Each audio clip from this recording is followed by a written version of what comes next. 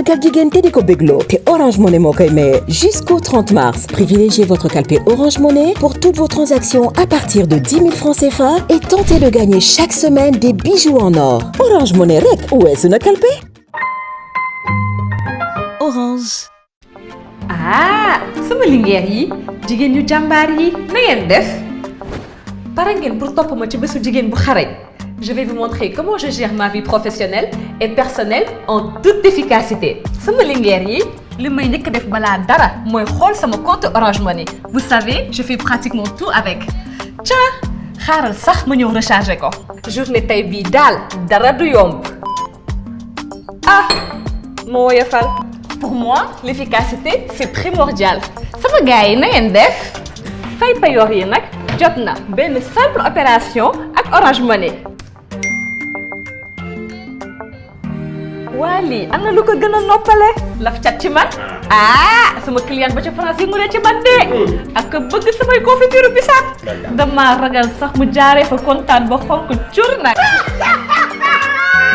xonk cur di daw rek xam nga rek gérer business ni mu méttee dëgg la ay sama crédit jeex na ma ñëw léegi recharger ko taf ak Orange Money léppay gaaw te wóor sama jigéenu jàmbaar yi calpé Orange Money mooy calpé bi gën te wóor. Ma journée avec vous s'arrête là. Je vous dis à très vite. Mouah.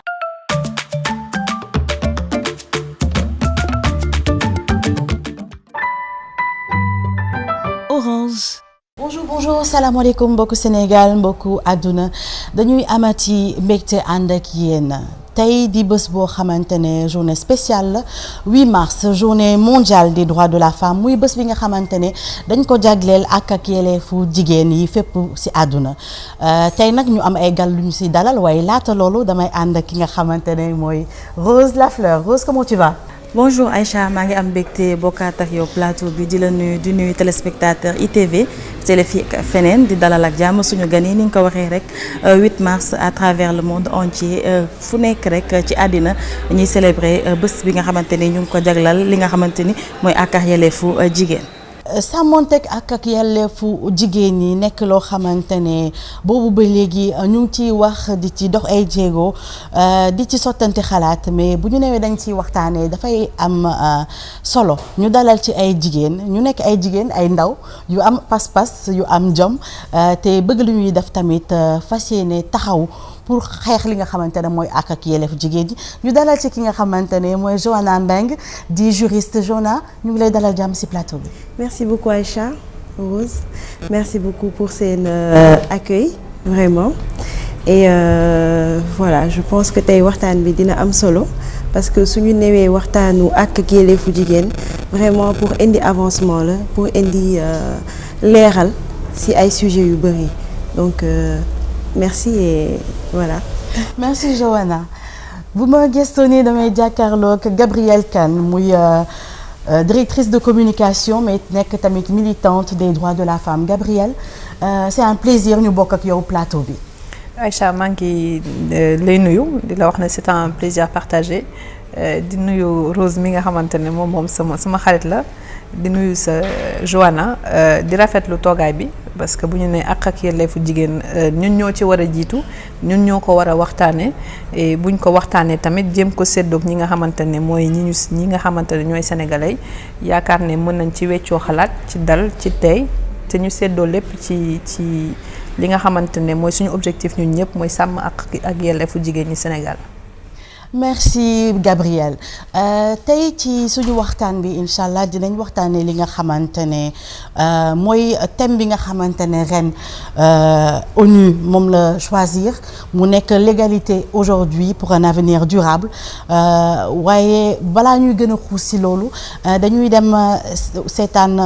interview bi nga xamante ne def nañ ko muy waxtaan boo xamante ne def nañ ko ki nga xamante ne mooy madame Oulimata Sarr nekk directrice régionale bureau ONU Femmes Afrique xam ne mu ngi couvrir 24 pays yoo xamante ne dañ fay sàmmonteeg ak yelleefu jigéen ñu dem seetaan lool dellu si plateau bi.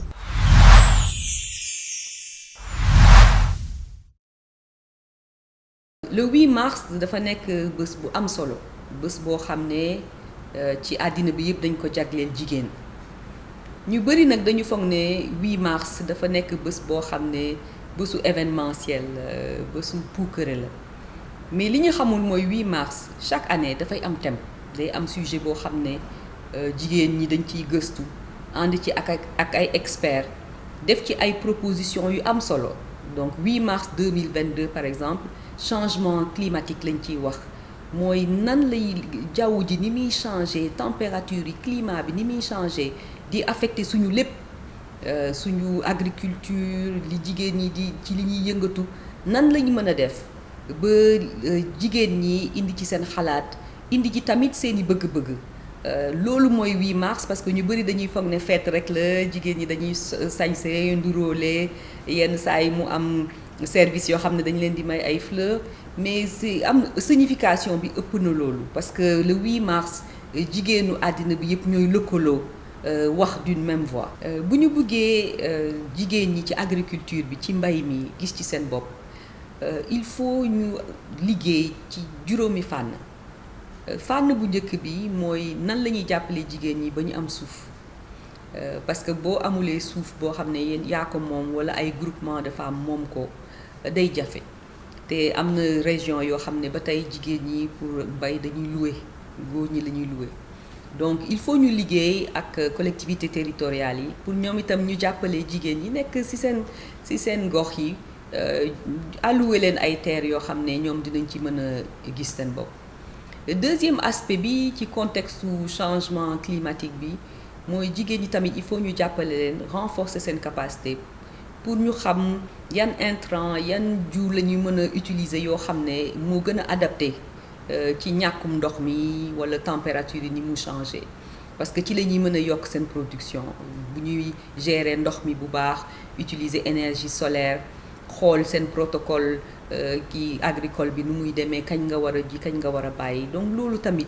dafa am importance te am na service yoo xam ne état bi ñu ngi ciy jàpp comme la SAED ak ñun. Troisième point bi nga xam ne jigéen ñi tout le temps dañ ñu koy wax mooy financement effectivement Sénégal def na ci ay jéego yu am solo am na ay instruments yoo xam ne ñi ngi ko jagleel jigéen ñi ak jeunes yi comme la DER mais jigéen ñi dañuy wax toujours ne nañ leen dollil que ñoom dañu bëri. bu ñu sañoon ñu jox leen ay milliards et puis jox leen ko tamit ci ay conditions yoo xam ne dafay adapté par rapport ak li ñuy cultiver li nga xam ne moom la ñuy bay nga xam ne bu may xëy na bu ma am jëy def citron wala xaal wala ceeb kii récolte yi du benn donc pour ñoom bëgg nañu may leen ba ñu récolter jàppale leen ci période de soudure bi nga xam ne ñi ngi xaar pour ñu mën ci gis seen bopp. Dernier point bi peut-être mooy accès au marché parce que jigéen ñi tamit bëgg nañu li ñuy bay ñu transformer ko et non pas juste bay ko rek jaay ko mais transformer ko yokk valeur ajoutée bi pour que ñoom itam ñu gis ci seen bopp. donc loolu yëpp la ñuy waxtaanee ren ci 8 mars bi parce que 8 mars bu am solo la nga xam ne vraiment sujet boobu c'est le sujet du moment te COP 27 bi nga xam ne dañu nar a tase Égypte dañuy wax ne COP 27 bi ren. bi ñuy waxtaanee climat bi Afrique mooy jël wàllam ñun bëgg nañu ne bëgguñu ñu fàtte jigéen ñi bëgg nañu ñu gis ci seen bopp am ci place am ci seen kàddu mën a partager ak ñëpp seen préoccupation comme ça ñu mën leen dégg mën leen jàppale. dañuy rafetlu le fait que Sénégal dafa am loi parité mais je pense que jigéen ñi li ñuy jàmbat mooy parité bi interprétation bi dafa des parce que pour ñun parité bi. Au-delà des listes c'est aussi au niveau des commissions ci commission yi la ci exécutif bureau municipal bi la te foofu yenn municipalité yi respecté nañ ko ñi ngi félicité ñi ko respecté mais am na ñoo xam ne respecté wu ko et gis nañ ne jigéen ñi def nañ ay recours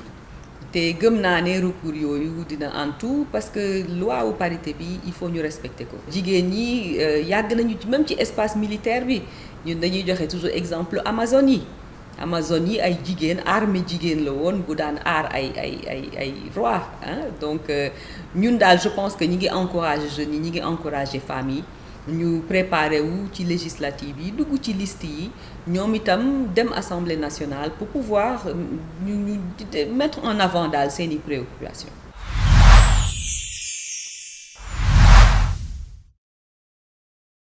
Madame Oulimata Sarr ñu koy remercier ci disponibilité bi dégg nañu li mu wax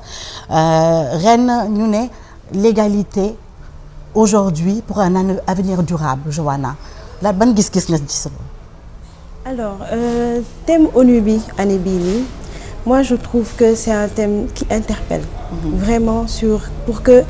les États fassent un retour sur l'importance des droits de la femme parce que suñu waxee ak yelleefu jigéen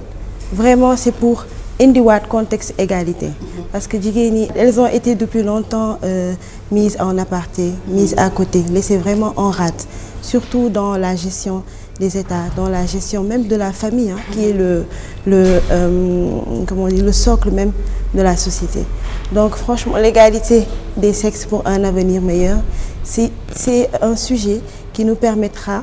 en quelque sorte d'aider les femmes à avoir le même niveau que les hommes pour contribuer à un avenir du monde, un avenir durable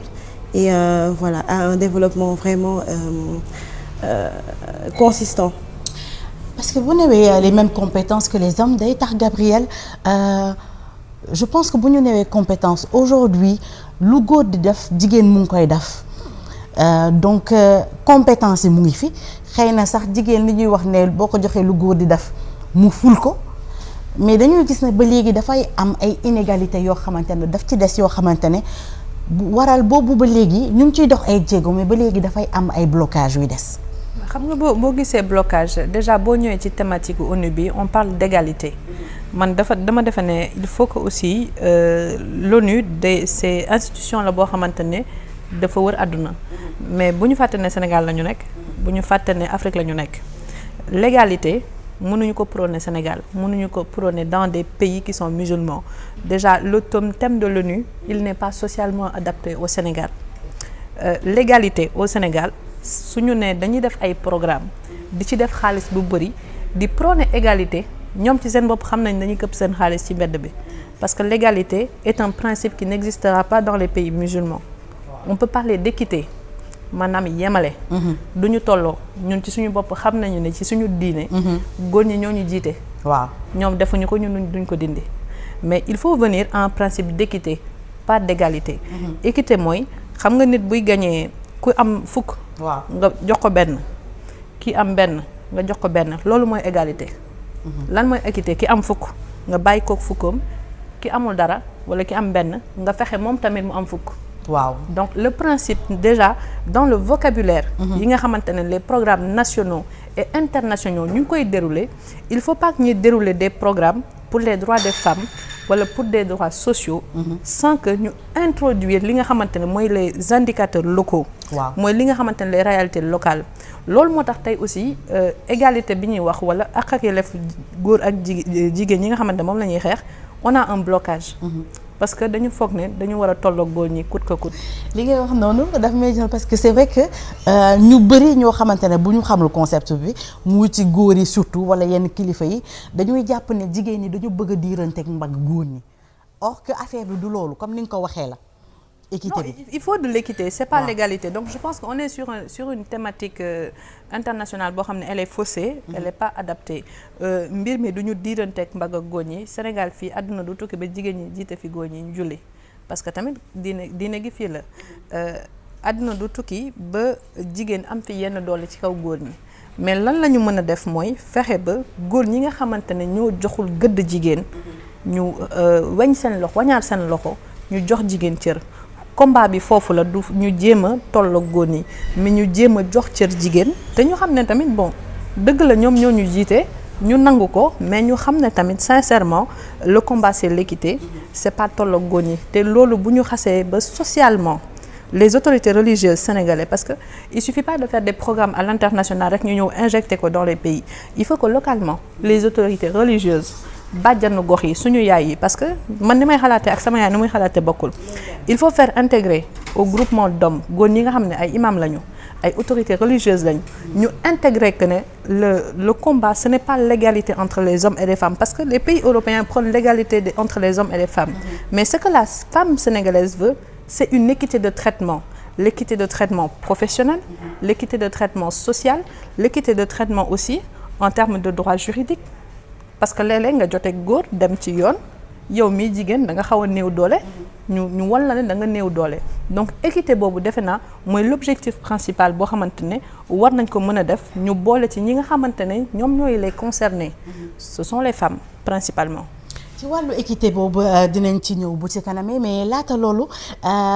Rose dafa am gëstu boo ñu defalee parce que nee nañu jigéenu Sénégal yàgg nañ doon ay jàmbaar te bu tey neexee démb tax lan nga ñu indil ci wàllu googu.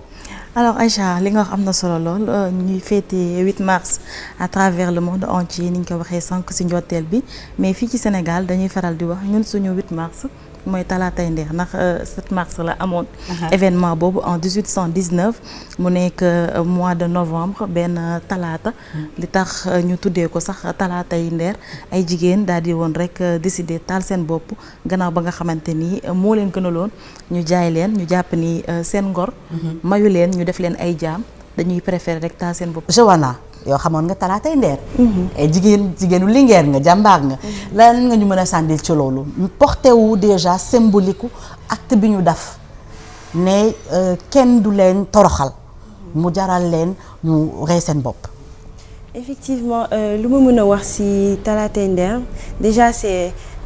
quelque chose boo xamante ni dañ ko jàng à l'école et on nous a expliqué cette histoire on nous l'a expliqué pendant longtemps mais c'est en grandissant que tu comprends avec des études plus poussées que tu comprends vraiment le fond de l'histoire man sama gis-gis ci histoire u talaatay ndeer mooy ni que les femmes ont toujours eu de la dignité même su fekkee ni que seen dignité à un certain moment donné dañ leen ko retirer pour réduire leen à vraiment au sexe faible comme on dit entre guillemets mais elles ont toujours eu cette dignité et ce jour-là elles ont prôné et elles ont repris carrément avec force et avec courage leur dignité wane ni que elles préfèrent mourir que ñu leen di réduire à quelque chose à des esclaves ou bien ay jaam comme niñ koy waxee. Rose balaa may laaj Gabriel xalaatam ci talaatay ndeer bi foog ma laaj la parce que xam nga ñu naan replonger wu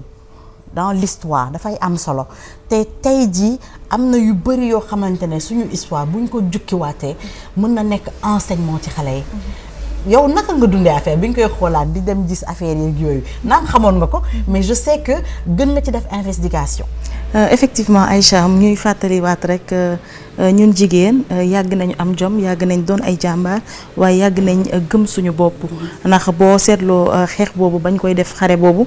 góor yi nekkuñu woon foofu ci village bi mais tey amaanaka talaatay ndeer sax moo gën a fës mais jigéenu jàmbaar fii ci Sénégal bëri nañu tey buñ leen doon lim duñu jeex am na si ñoo xamante ne nag ñoo gën a fës lu bëri ñuy dégg seen tur ñu koy fàttali seen ay histoire ku mel ni Aline Sitoé Diatta ku mel ni Ndate Yàlla nga xamante ni moom bokkoon na ci ñi rëcc ci bés bii ñuy taal seen bopp foofu ca Ndeer waaye it ku mel ni Aminata Sow Fall di écrivaine moom tamit fii ci Sénégal gis nañ ni ay jigéen yooyu loo xamante ni saa su ne dañuy taxaw di fipp di xeex ak yelleefu jigéen fii ci Sénégal du ma ne Afrique sax mais fii ci Sénégal rek dafa metti sànq Gabriel mu ngi koy wax dafa am ay réalités yoo xamante ni ñun dañ ko am donc mënuñu ko dindi si ñun am na nooy taxawee wala am na nooy ñëwee sa wax sax mën nañ ko déformer ba nga xamante ni message bi du jàll ni mu war a jàllee mais li gën a am solo tey ci waxtaan bi mooy ñuy bàyyi xel bu baax di seeti ñi nga xamante ni ñoom lañ ko sénk di def li nga xamante ni mooy proximité def ay débat def ay waxtaan ndax yenn saa yi guy balaa moo am njëriñ toj waaye dafa baax ñuy fësal bu baax waaw dafa baax ñuy fësal bu baax li nga xamante ni moom la ñuy mbébét moom la ñuy jooytu boobaax léegi duñu tolloole góor ak jigéen waaye ñu gën a bàyyi xel ak yelleefu jigéen ci biir société bi. yaa ngi ma doon wax ne yow da nga jàpp ne suñu forces armées seen slogan bi ñuy naan on nous tue on ne nous déshonore pas xëy na ci ndeer lañ ko jëlee. waaw ci dañ naan ndeer ñoo ko njëkk a def. ñoom ñoo ko njëkk a def. ndax loolu lañ taxaw wane dañ ñu rey waaye tey kenn duñu tuutal kenn duñu ñàkkal fayda. ndax bañoon nañ ku leen teg buumu jaam bi mu nekk courage boo xamante ni nag man gaw ma ni jamono bii bu ñu ma bëggoon jël def ma esclave ba dinaa tal sama bopp tamit. non Gabriel boo fekkee woon jamonoy talaatay ndeer nooy def. dinaa dem ci ñuy taal de. ci ñuy taal. waaw waaw ma ci bokk. bu baax. dañuy xeex donc dire juste que ne ñoom parfois day baax aussi. dañuy célébrer 8 mars bi di célébrer journée internationale des droits de la femme. day baax léeg-léeg ñu am ay politique publique yoo xamante ne nii le 7 mars la woon bii le 8 mars la woon. ñu jël ay dates yoo xamante ne ñoo ko moomal suñu bopp. c'est bien de s'inscrire ci ay programmes internationaux. di jël loo xam ne àdduna bi yëpp ñoo ko bokk mais dafa am loo xam ne ñun ñoo ko moom politique publique yi dañu waroon génne de temps en temps talaatay ndeer bi ñu fësalee 8 mars bi. ñu fësal dignité femme sénégalaise yooyu. ñu fësal ñoom la ñu parce que ñu bëri xamuñu ko. daanaka dañ koy jàng de temps en temps mais génération yi nga xamante ne ñooy ñëw xamuñu jigéen ñooñu acte de bravoure acte de dignité bi ñu am li ñu def donc li may xaw a kii rek mooy ñu xaw a courage bi ñu am il faut que ñu inscrire ko dans l'histoire inscrire ko dans l'histoire dañ koy institutionnaliser dañ koy teg ci télé yi ci rajo yi chaque année ñi nga xamante ne ñooy ñi yor kuréel yi ñooy ñu yor nguur gi ñu fexe ba képp kuy jigéenu Sénégal wala képp kuy sénégalais nga xam ne naam ñi ngi fêter droit de la femme le 8 mars mais le 7 mars amoon na ay jigéenu sénégalaises yoo xamante ne ni def nañu loo xamante ne en terme de courage ñu bëri defuñu ko donc ñu fësal surtout courage sénégalais boobu ci jigéen ñi. xalaatuloo ne bu ñu ko defee comme ni nga ko waxee noonu ci 7 mars bi doon fësal ko génnee suñuy valeur dina tax même suñu kilifa yi nga xamante ne mooy kilifa aada yeeg kilifa diine yëpp déjà ak population yi équité bi ngay wax noonu dinañ ko gën a comprendre dañ koy gën a mën a accepter ñu xam mbir bi fañ koy tegee parce que bu ñu ko conceptualiser wul effectivement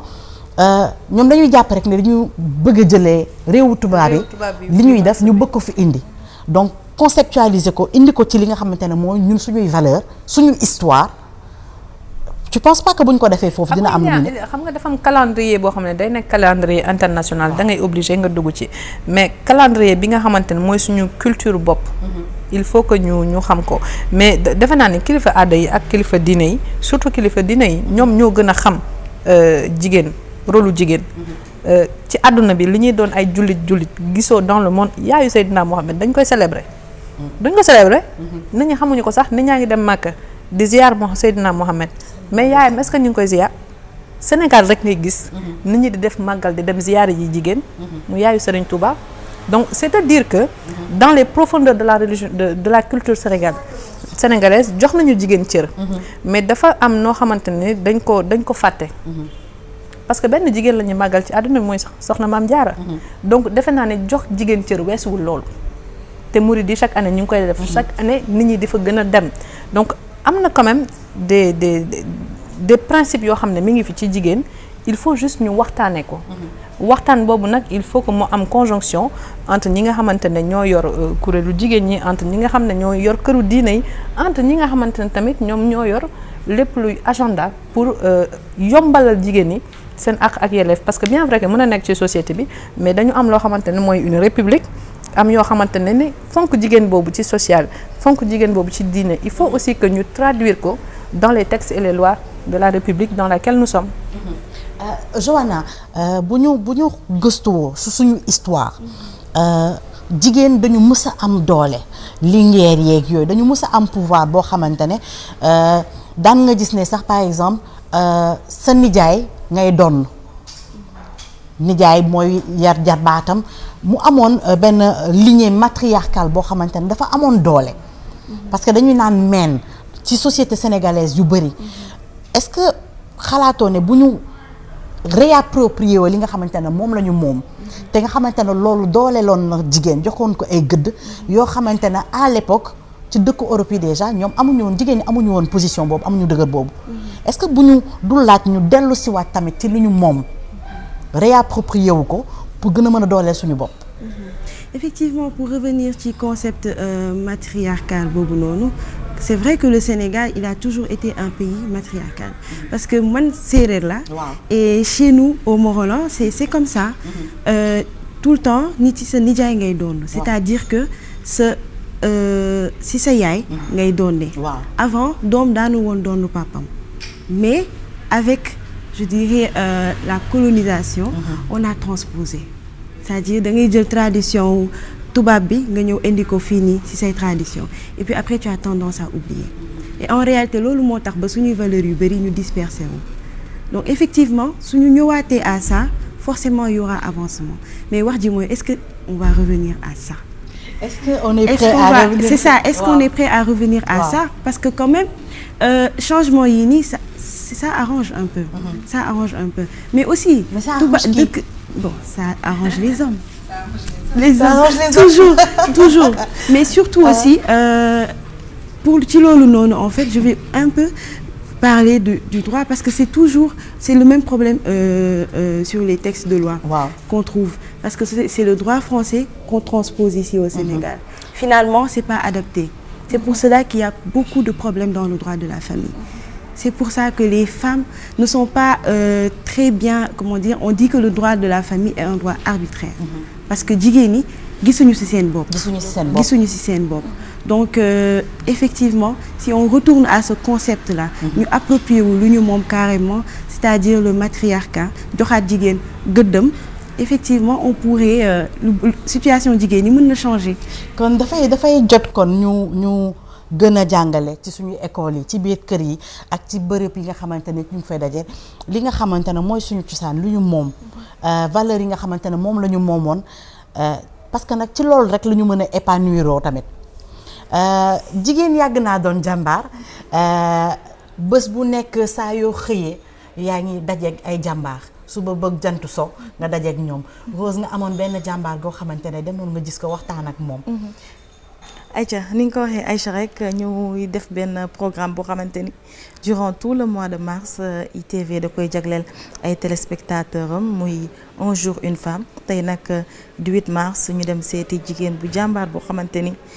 moom it duñ ko fàtte benn yoon ndax tey dañuy bëgg a laal couche yëpp ba nga xamante ni bépp jigéen rek day gis boppam ci bés bi. Un jour une femme ITV E-Media Invest fas yéene sargal jigéenu Sénégal waaye jigéenu àdduna bés bu ne ñu am jigéen bu ñu leen jagleel dañuy dem seetaan ki nga xamante ne Linguère jàmbaar ndata yàlla bi nga xamante ne Rose dem na waxtaan ak moom ñu xool portrait boobu ñu dellu si waat.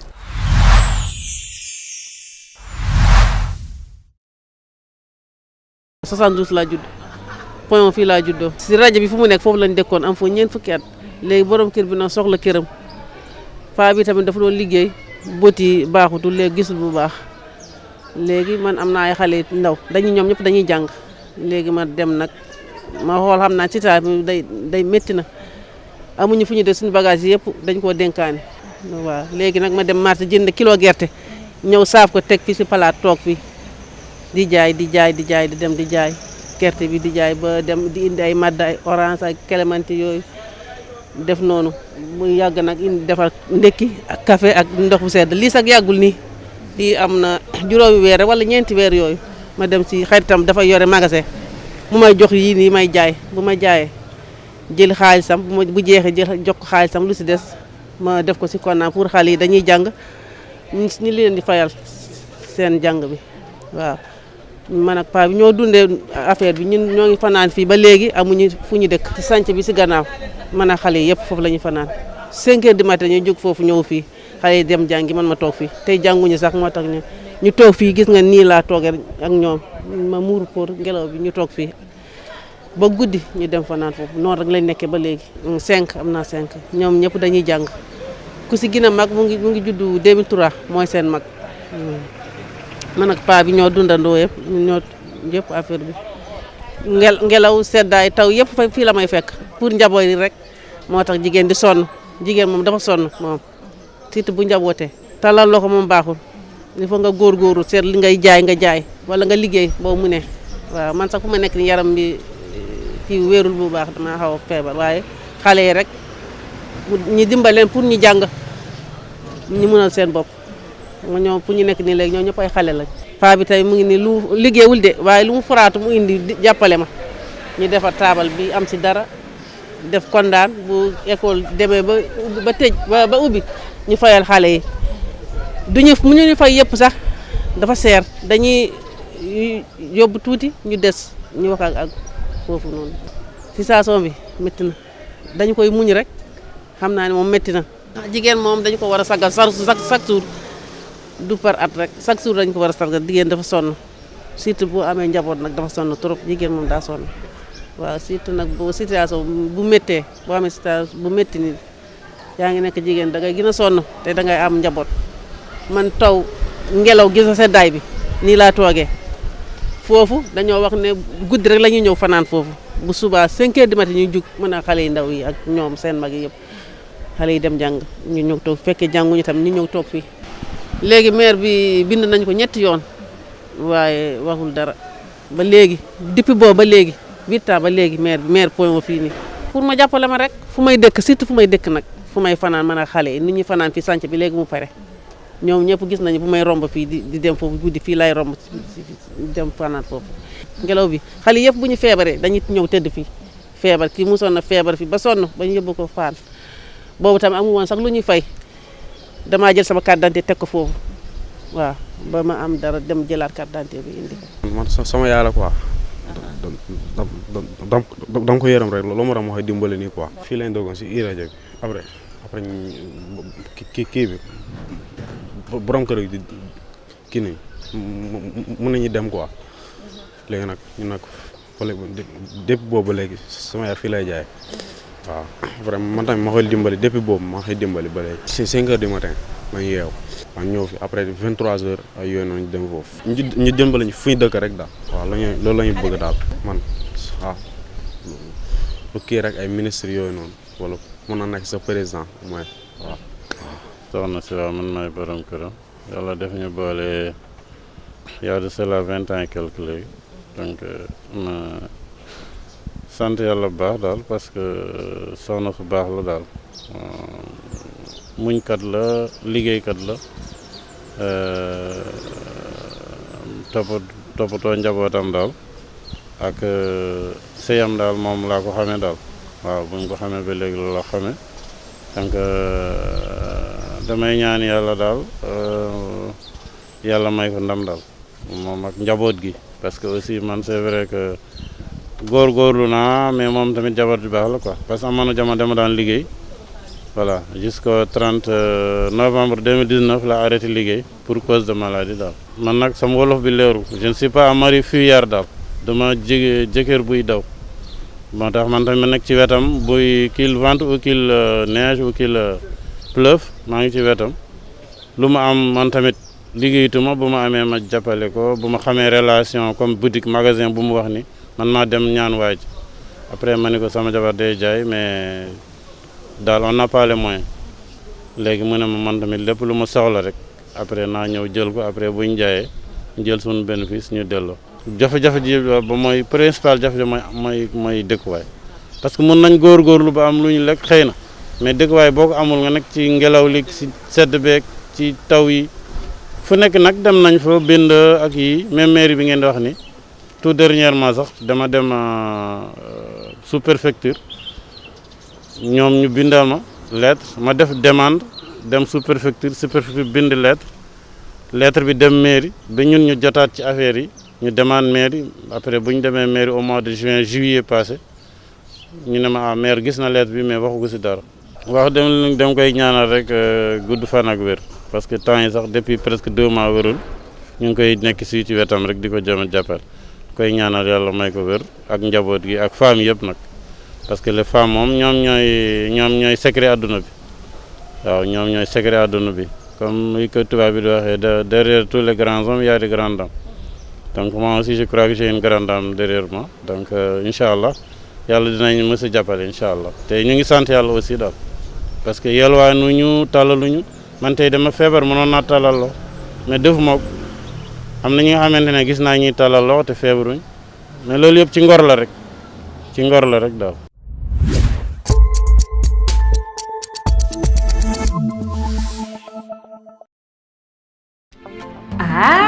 sama lingeer yi jigéen ñu jàmbaar yi na ngeen def pare ngeen pour topp ma ci bésu jigéen bu xarañ. Je vais vous montrer comment je gère ma vie professionnelle et personnelle en toute efficacité. sama lingeer yi li may njëkk def balaa dara mooy xool sama compte Orange Money. Vous savez, je fais pratiquement tout avec. Tiens, xaaral sax ma ñëw recharger ko. journée tey bii daal dara du yomb. moo woyofal Pour moi, l'efficacité, c'est primordial. Sama gars yi na ngeen def fay payoor yi nag jot na benn simple opération ak Orange Money. waa lii am na lu ko gën a noppale laf cat ci man sama client ba ca France yi mu ne ci man de ak bëgg samay confiture bisaab dama ragal sax mu jaaree fa kontaan ba xonk cur nag xonk cur ak di daw rek xam nga rek gérer business ni mu méttee dëgg la ay sama crédit jeex na ma ñëw léegi recharger ko taf taf ak Orange Money léppay gaaw te wóor sama jigéenu jàmbaar yi calpe Orange Money mooy calpe bi gën te wóor. Ma journée avec vous s'arrête là. Je vous dis à très vite. Mouah.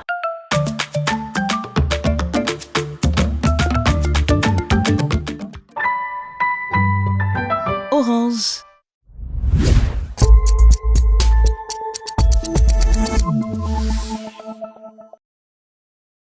jërëjëf Rose li nga indi daw na yaram trop dama lay bàyyi nga gën ko décortiquer parce que ku gis lii dafa metti quand même. Aïcha comme ni ko Abindour waxee woon rek ci benn woyam gor rek moo sonn du yalwaan du ñaan ndaxte ñu bëri tey ñu ngi ci ay jafe-jafe yoo xamante ni gën na néew sax li muy dund mais dañoo préféré dem toog ci mbedd bi di yalwaan wala di yalwaan loo seen ay doom wala ñu jël seen ay doom exposé leen ci mbedd bi ñuy jaay lu ne mën leen ci dal waaye it mu garder dignitéem rek di yendu ci mbedd bi ak xale yi gis nga ngelaw bi gis nga suuf si dara protégé wu ko fa lay toog ba guddi ñu abal ko chantier mu dem nelaw bu xëyee delluwaat fa 5 heures du matin doyal nga nelaw doyaloo nelaw sonn nga sonnoo xale yi nekk ak moom ci mbedd bi muy situation bu doy waar di wane waat rek njàmbaaru jigéen encore une fois. xam nga man aspect bi ma ci gën a metti mooy xam nga xale xamul dara te dañuy soxla protection mais même chantier yi ñuy dëkk noonu déjà amul sécurité Joanna mu nekk loo xamante ne normalement tey ji suñu dëkk waroon nañu am politique sociale boo xamante ne ñu mel nii dañ leen di taxawu ñu am droit ay allocation ak ay dimbal ak yeneen. soo gisee situation yi la première question bi ngay posé wu mooy où sont les institutions où sont les organisations l'État est où loolu ngay njëkk a laajte. Encore une fois la politique sociale du Sénégal n'est pas très avancée parce que quand même il faut que ñu nangu ko dañ koy nangul suñu bopp on vit dans un pays sous-développé donc niveau d'avancement boobu noonu je trouve que c'est pas seulement l'État mais ñun suñu bopp ñoo ko war a instaurer ñun entre femmes entre travailleurs les travailleurs sociaux les fonctionnaires ñun ñoo war a am xel boo xamante ni on devrait être solidaire et commencer à mettre en place des associations des organisations et puis après ça l'État viendra forcément l'État viendra quand la population s'active l'État suit parce que l'État c'est la population donc je pense que effectivement war nañoo mën a dem ci orientation boobu noonu commencer yokk solidarité pour les enfants et pour les femmes. nga boo waxee loolu sama xel day dem ci li nga wax sànq par rapport ak suñuy valeur ak suñu culture dañu nekk peuple boo xamante ne dañu am culte solidarité boobu noonu mais dañu jël ci tubaab bi dem ba jël libéralisme bi nga xamante ne moo sax ci ñoom ak individualisme boobu noonu ba tax na tey jii nii di nga gis koo xamante ne am na lu ne fii nii juste à côté nga gis koo xamante ne amul dara te ñu waroon mën a jàppalante démb noonu la doon mën a demee mais tey demeetul noonu Gabrielle dama lay laaj sa avis ci élément bi nga xamante ne Rose indi nañu ko léegi. tristesse wane ne li mu wax na rek jigéen ñi ñoom ñoo sonn. et puis boo gisee lii man je pense qu'on n'a pas de mots quoi. waaw. y a pas de mots c'est tout. man na bëggoon naa ko laaj benn question. parce que ni le fait que ñu gis ko muy défendre li nga xamante ni mooy ak yelleefu jigéen yi ak yenn activités yi nga xamante ni mu ngi ciy dox mu gën a fës. muy yëngatu bu baax ci social discrètement est-ce que dina la arrivé nga gis nit jigéen sax laay wax tey ndax tey jigéen mooñ fi tax a toog en tant que jigéen waaye it muy bés bi nga xamante ni ñu ngi bàyyi xel bépp jigéen ni ma ko waxee sànq quelle que soit situation jigéen boobu noonu nga xool jigéen muy traversé loo xamante ni ngay remettre sa bopp en question naan est-ce que lii mu ngi am ba tey fii ci Sénégal. si man y a une semaine maa ngi woon Kédougou parce que c'est vrai que am na lu bëri loo xamante ne ni dama ci yëngatu mais du ma ko fësal léeg-léeg ma fësal yenn yi mais du lépp lay fësal.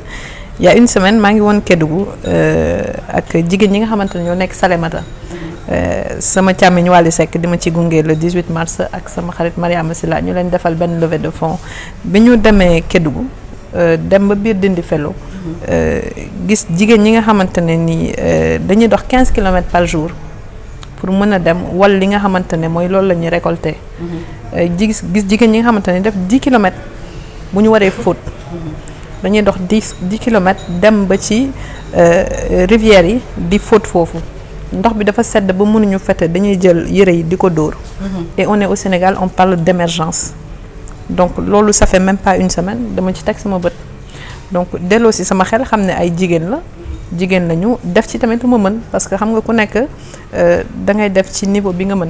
chaque jour nga gis loo xamante ne nga foog ne c'est l'extrême mais nga gis li ko gën a metti donc bi ma demee foofu tamit demoon naa fi Diourbel gis jigéen ñi nga xamante ñoo nekk foofu ci maternité yi man bi ma leen gisee dans les conditions d'accouchement sax dama ne dootuma am doom tellement dama tiit donc chaque jour ñuy jànkantoog loo xamante ne ni mooy mettit mooy jigéen ñi nga xamante ne su mettit amee ñoom ñooy jiitu elles sont les premières à encaisser les difficultés de la vie et sànq Joanna mi ngi koy wax en termes de politique publique en termes de politique publique des droits des femmes il faut qu'on ait benn feuille de route boo xamante ne dañ koy xam parce que les personnes fragiles ce sont les femmes et les enfants dans ce pays donc politique publique yooyu il faut que ñu koy waxtaanee ñu am une feuille de route claire pas que 8 mars jot ñu jox ñu ay hôtesse ñu nit ñu ñàkk jom ba bëgg a dee dem toog di tàccu góor ñi bu mobilisation jotee ñu dem mobiliser leen ñoom bu ñu faloo yéeg ci seen i 4x4 yu rëy ci seen i costume yu rëy et les femmes continuent toujours de souffrir. On n'a pas de politique publique yaa ngi wax sànq individualisme ak égoïsme bi nga xamante ne moom moo nekk bitim réew man je suis pas d'accord parce que man j'ai fait 12 ans à l'étranger des cas comme ça n'existe pas en Europe. La solidarité. En fait moom ci parti bi may waxee. non la solidarité entre les gens. Pas la société, non c'est à l'État d'imposer. C'est à l'État d'imposer la solidarité. gis nga nit rek la sama bopp ma la gënal du bañ naa la loolu la ñuy wax Sénégal nit rek la tey boo ma ne woon li nga yor jox ko diw nga jël genn wàll mu jël genn wàll lu ma baax lu ma ko def. C'est à l'État de mettre des mécanismes de redistribution. tey boo demee dëkk yi nga xamante ne mooy Europe ñi nga xamante ne amuñu comme ndaw si ñu gis. L'État lui donne des APL, des aides au logement. L'État met à disposition des logements sociaux. L'État met en disposition des hébergements d'urgence réservés aux femmes. dëkk yi nga xamante ne dañuy xeex ak yelleef jigéen. y a des hébergements d'urgence jigéen bu nekk ci mbedd. boo fa wootewee numéro boobu dañ lay jël si yow ak say doom doo fanaan ci mbedd bi. mais financement boobu xam nga fan la jógee. ci impôt nit ñi. ci ñiy liggéey mais loolu man mënuma forcer nit mu jël ko mais c'est à l'État de mettre en place des mécanismes pour récupérer solidarité boobu bis bu ñu ko defee mais on aura des solutions du sotti ni kese mais c'est sur le long terme donc cette solidarité là elle doit être mise en œuvre par des pouvoirs publics ça revient toujours ak moom nee na sénégalais ñoo war a jiitu état bi topp déedéet état bi moo war a jiitu ci loolu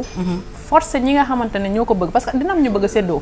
mais am na ñoo xam ne duñ ko bëgg tamit. donc ñu ñëw ci loolu mettre en avant des personnes qui sont prioritaires comme ndaw si nga wax nii. lii ci dëkk boo xamante ne c'est normal ça c'est inadmissible que ça se passe dans un pays. Au point où on dit émergent. dans une ville où il y a des immeubles à coût de milliards. c'est inadmissible. man ça me révolte sax parce que c'est inadmissible. et malheureusement boo génnee Dakar. plateau bi boo fa demee fépp fu mënti dem ci banlieue bi di nga gis ay jigéen yoo xamante ne nii la ñu nekk ak seen i njaboot ci mbedd bi da nga gis ay famille entière yoo xamante ne ci mbedd bi lañ nekk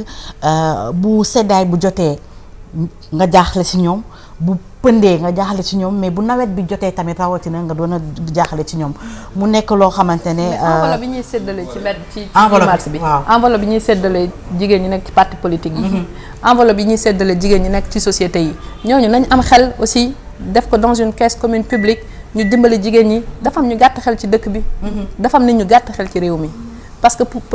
parti politique yu bëri mois de mars bi dañoo décossé ay enveloppe ak ay hôtesse di ko jox jigéen ñi seen jigéenu parti politique mais attends ouvrez des politiques publiques. donc xaalis boobu yow da ngay xalaat ne fañ ko war a def defuñu ko. mais non priorité dañu am problème sens de la priorité. mais il y a un sens de priorité dans ce pays et on n'a pas fait de la femme des problématiques des femmes une priorité.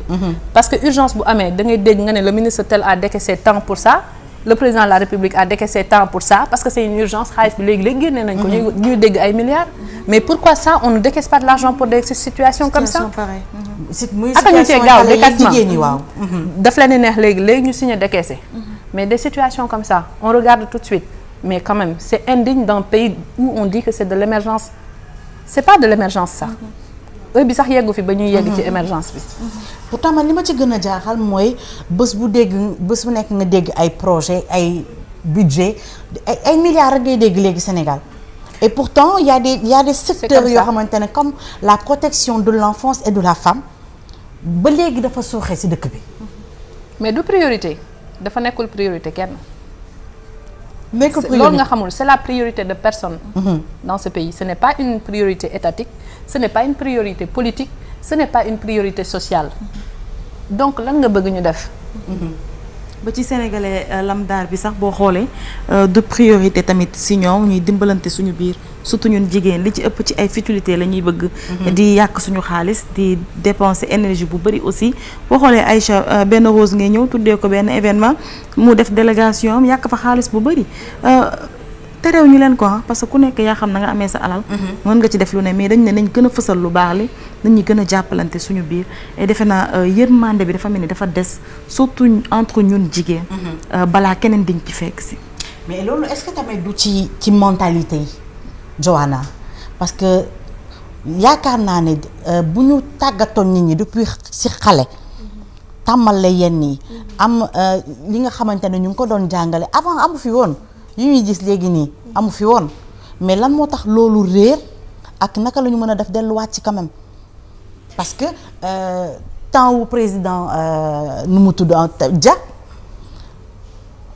génne woon fi ne yool pour tere yàq yi nga xamante ne ñu ngi koy def nit ñi gën a structuré gën a organisé wu mais malheureusement c'est un truc boo xamante ne dafa gangréné suñu société bi mooy sens des priorités yi ngeen di wax tey jii ci plan yu bëri dafa mel ni amuñu sens des priorités boobu. man du ma ñëw d'abord directement ci sens des priorités. tout à l'heure Aïcha yaa ngi wax ci individualisme bi. égoïsme bi en réalité c'est vrai société sénégalaise ñoom ñoo jël loolu noonu def ko seen façon de vivre. def ko seen façon de voir les choses. c'est pas parce que dañ ko jëlee ci tubaab yi ou bien mais suñu société moo nekk société boo xamante ni dañoo ñeme photocopier ak transposer sans pour autant comprendre effectivement sans pour autant comprendre yow di nga gis ni que dans une société européenne ok les gens sont individualistes entre guillemets ku nekk mu ngi dundam chacun essaie de faire sa vie chacun fait fortune à côté mais derrière tu vois pas que comme tout à l'heure Gabriel a dit il y a des prédispositions qui sont là pour ne laisser personne en rade mais au Sénégal ku nekk bëgg na su may liggéey je travaille pour moi et pour ma famille encore le pour ma famille reste à voir parce que y a dans des familles tu peux voir vraiment une inégalité extraordinaire kenn moo ci tekki du xool ñeneen ñi kooku il va chercher à yokku alalam mais pas essayer d'aider parce que pour moom su aidewee day jeexal. wala kenn tamit tekki ci ñeneen ñi ñëpp duñu nangoo def dara langaamu ci moom fi nga ñëwee noonu ci famille yi ci lay ñëw ci aspect bi nga xamante ne dafa am solo muy inégalité yi nga xamante ne am na ci suñu code de la famille mais balaa loolu Rose Joanna juriste la mu nekk jigéen nekk ndaw première femme juriste Sénégal kan la woon. Aïcha ni nga ko waxee rek noonu la demee donc première juriste fii ci Sénégal di madame Mame Bassine Niang donc moom mi ngi judd en 1951 Tambacounda le 27 septembre 2013 ci la génn àddina moom tamit mu marqué woon bu baax mën nañ ni empreinte am fii ci Sénégal gannaaw ba nga xamante ni nekk na juriste aussi joué na lu bëri ci li nga xamante ni mooy ay médiation politique fii ci Sénégal surtout en Afrique vers les années 80 ba 90 waaye tamit nekkoon na ci watu ki nga xamante ni mooy maître Abdoulaye Wade daan ko jàppale bu baax ba ñu doon sax ràññee bu baax équipe bu pertinente bi nga xamante ni moom la yoroon nekk ci wetam ba tey ci jàmbaaram boobu mën nañ ni moo ko may ba mu occupé li nga xamante ni mooy poste du Haut Commissariat des droits de l'homme mu nekk tamit benn structure boo xamante ni dirigé na ko pendant des années muy wanewaat rek jigéen yaa gën a doon jàmbaar man nag bëggoon naa laaj tey madame Johanna lan moo waral rek mu daal di choisir opter ci métier boobu doon juriste. Merci. En tout cas, c'est une question qui me touche et j'adore répondre à cette question parce que je suis pas juriste j'ai pas appris le droit parce que dama bëgg a génne ci xaalis directement ou quoi que ce soit. Mais du ma ci wax. Loolu moom du ma ci wax. Voilà. Mais bu ma toogee après le bac, j'ai été orientée avant les orientations parce que xam nga fii ni système orientation bi. Dama toog orientation yi di tardé. Mon père m'a dit écoute, tu vas aller faire autre chose en attendant orientation UCAD yi di génn. Ma ne d'accord. Mu ne ma qu'est-ce que tu veux faire? Ma ne ko man honnêtement ce que je veux faire c'est le droit. Parce que j'ai toujours été une personne qui veut aider. Qui veut aider à améliorer la situation de la population, des gens en tant que tels. Aider à impacter son environnement. Et ma gis ni toute société a un soubassement. Et le soubassement de la société en tant que tel, c'est le droit. C'est le droit qui régit les sociétés. Donc pour améliorer le cadre de vie, pour améliorer la situation des gens, il faut d'abord passer par les textes de loi. Les textes qui régissent les comportements en société, les comportements dans les institutions, dans l'État en tant que tel. Donc je me suis dit, je vais aller faire du droit pour après devenir avocate et défendre les gens qui en ont besoin. Défendre les plus démunis et les gens qui ne savent pas. Et essayer d'aider à faire connaître le droit. Parce que, man, honnêtement, c'est ma conception, c'est que c'est avec la compréhension du droit, c'est en simplifiant en réalité les textes que les gens pourront avoir une cohésion sociale, que les gens pourront vivre en harmonie en société. Parce que tey jii su ma ñëwee ma tooñ Gabriel mu porté ko préjudice te xawma sax ni ko tooñ naa Gabriel tamit xamul sax ni que am na moom droit wala am na possibilité mu ñëw akisi ma wala mu jaar feneen pour mën a am réparation préjudice boobu noonu mu subir finalement lan la mooy am haine Gabriel dina toog ne daf maa tooñoon lii ak lii et puis après cohésion sociale bi du amati parce que tu vas voir des voisins qui ne se parlent plus pour des choses qui pouvaient être réglées à l'amiable, soit à l'amiable ou bien devant les institutions. Donc je me suis dit que j'allais faire le droit pour faire connaître vraiment les laa ko mën a waxee sax en wolof mooy li nga xamante ni moo lay permettre nga voilà ak yelleefu nit mais surtout ak yelleefu xale ak jigéen parce que je fais aussi partie d'un mouvement d'action catholique. On appelle ça le mouvement CVAV, Cœur Vaillant, Âme Vaillante du Sénégal, qui aide au respect des droits des enfants, qui aide à l'obtention d'un meilleur cadre de vie pour les enfants. Et nos textes de base sont les droits de l'enfant. Donc vraiment, c'était vraiment pour un désir d'aider, de faire connaître, mais surtout de simplifier la vie de certaines personnes que j'ai opté pour le droit. Donc kon lu ma la déggee vocation la ci yow li ma gën a fës ci sa wax mooy ni nit ñi fi dañu desee xam seeni ak seeni yelleef ba xam lan la leen yoon may ak yan la leen yoon tere ak yan voie la ñu mën a jaar nee nga sànq ne suñu texte yi dañ ko war a simplifier mu nekk loo xamante ne effectivement suñu texte de loi yi c'est des textes yoo xamante ne dañ ko jëlee France indi ko fi appliquer ko sans adapter ko réellement mu tax ma bëgg ñëw déjà ci point bi nga xamante ne dafa soxal jigéen yépp particulièrement au Sénégal mooy yi nga xamante ne mooy autorité parentale ak puissance paternelle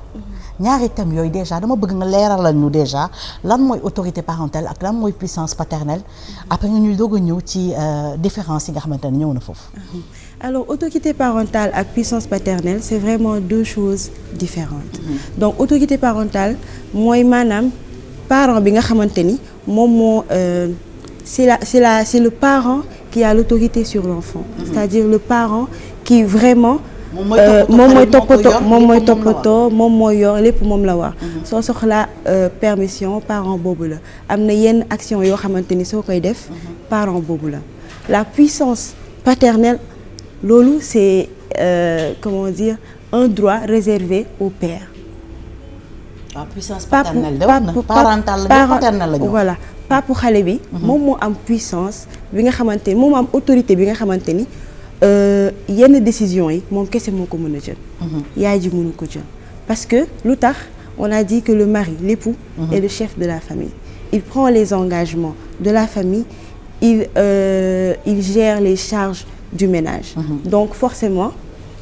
c'est à lui que revient l'autorité la puissance paternelle. balaa may ñëw ak Gabriel parce que xam naa ne yàqamti na côté boobu noonu tey jii nii lan mooy principal obstacle bi parce que xam nañ ne am na jigéen yu bari tey jii nii ñoom ñooy chef de famille ñu nekk ci buumu sëy walla bañ a nekk ci buumu sëy parce que di nga gis ñoo xamante ne ñu ngi ak seen borom kër mais yàlla ñoom la may wërsëg yàlla ñoom la dooleel xëy na walla comme suñu jàmbaar bi nga xam ne gis nañ ko borom këram ndogal dab na ko moom moo yor famille bi tey mais dañuy gis ñoo xamante ne loolu dañuy nekk ci cas boobu walla nga gis koo xamante ne tàggoon nag borom këram waa ji keroog bu mu tàggook moom la gëj a gis waaja xoolul xale yi xoolul ndax ñu ngi lekk walla ñu ngi naan walla ñu ngi faju walla ñu ngi jàng maanaam dafa fase ndey fase doom kooku ban puissance ak ban autorité lañ ko war a mën a jox li nga xamante ne yaay bi yëpp moo koy def yaay ji mooy papa mooy yaay mooy góor mooy jigéen ci biir kër gi kooku bu demee ba am lu mu war a defal doomam ñu ne ko déet parce que am na jigéen yu mu dal ñu war a defal seen doom kayit ñu ne leen foog bàyyi ji ñëw te bàyyi boobu xamatuñ sax fu mu ne gisuñu ko parce que teewul doxewul ay njabootam mu nekk loo xamante ne injustice la parce que nag on peut douter de la paternité mais on ne peut pas douter de la maternité jigéen yi nga xamante ne yaay ëmb wasin effectivement en réalité loolu noonu c'est un sujet très très sensible c'est un sujet vraiment qui a fait l'objet de beaucoup de débats mais avancement ba tey amul parce que man si sama gis-gis c'est que code de la famille biñ koy bind le législateur a vraiment rassemblé